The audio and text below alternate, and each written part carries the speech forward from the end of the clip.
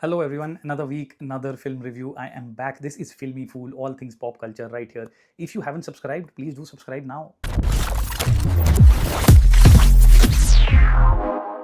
I am talking about the much awaited, the multi-starrer Devil Wears Prada 2.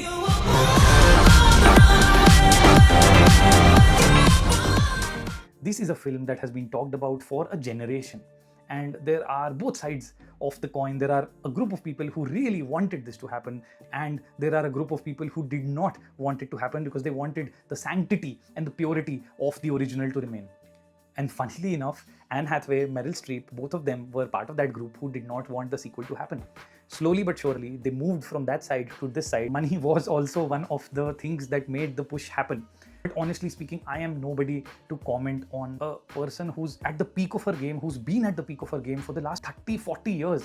It is incredible. And before we even start on the film, I just want to say that she is the greatest actor that we have on the planet right now, right up there with whoever you think your greatest actor is. You could add DiCaprio to the list, you could add somebody else to the list as well. Meryl Streep, right up there with all of them. No questions asked. She is the greatest of all time.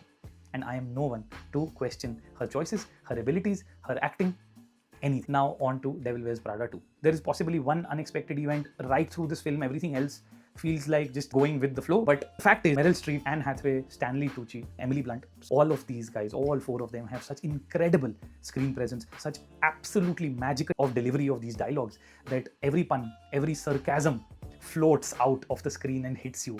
And you don't have a chance of missing any of it. It is so beautifully done. There is a banter all across. Every first meeting is like that, and you really enjoy the setup. Unfortunately, the setup doesn't really proceed anywhere else.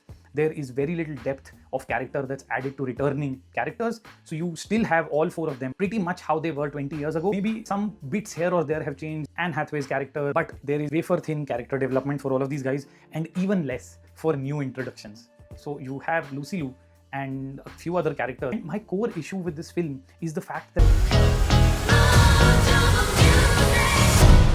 the original introduced us to this world that Miranda Priestley presided over, right? Runway and the fashion world. And we, along with Andy, were being thrown into the deep ends of this ocean called the fashion industry, and we were discovering along with her. Now, there is nothing like that happening. There is no depth that they are willing to go to. They want to sprinkle some bits of the fact that how journalism is now difficult, it's become corporatized. There is a line about how you would write earlier about things that people want to read, but now you have to write about things that people want to click. And that itself is very powerful, very deep if you are willing to go there.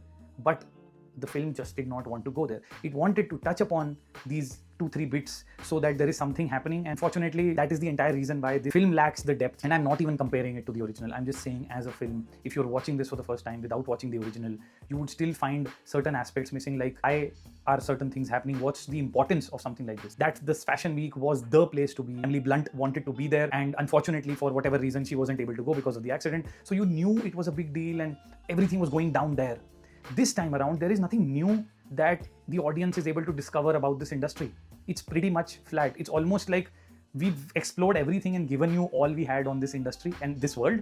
So we're gonna stay in that depth and continue to move around within that, which was slightly disappointing. Having said that, there are moments when these kind of actors are on screen, you cannot help but have those moments that put a tinkle in your eye or give you goosebumps, and there are those. And you have Meryl Streep there. I'm just talking about it is giving me goosebumps right now. There are a few scenes that she does. There is one where she's talking to a billionaire who, and I'm not going to go into spoilers about this, but she's talking about how some things can remain the same, and the billionaire, who's very forward looking, is talking about how change is inevitable and everything changes. And in that interaction, she removes her glasses, and the final reaction that she has with some pre-tears in her eyes, only she can do that. I have no words. Similar reaction when she and Anne Hathaway are in the car towards the end, and Meryl Streep, Miranda Priestley, is talking about how she loves to work. It's a very simple line. Oh gosh, I love working, don't you?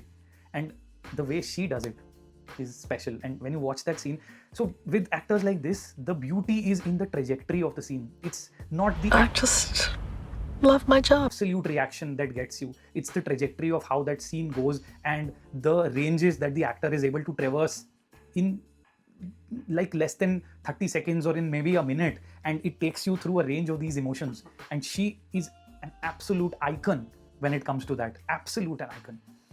I can go on for ages about Meryl Streep and how she did some of these scenes, but that's not the point of this video. Devil Wears Prada 2 is now playing in the theaters. I recommend it for fans, hardcore fans and newcomers. You will find it a decent ride as long as you don't expect too much from this film. Do not compare it to the original. The original had panache, it had razor sharp wit, it had razor sharp styling, and it had, this one has charm. This one has the cast coming back, so there is nostalgia. And sometimes that's what this generation gets. We are living on nostalgia and we are a sucker for it. All of this is part of that. So I got suckered and I had a decent time at the cinemas watching this film. If you've watched it, do let me know what you think. If you haven't, please do go and watch it. This is FilmyFool, all things pop culture right here. Guys, please do subscribe if you watched till here. If you haven't, and if you have, please do go and tell your friends. It would mean so much to have all of you with me.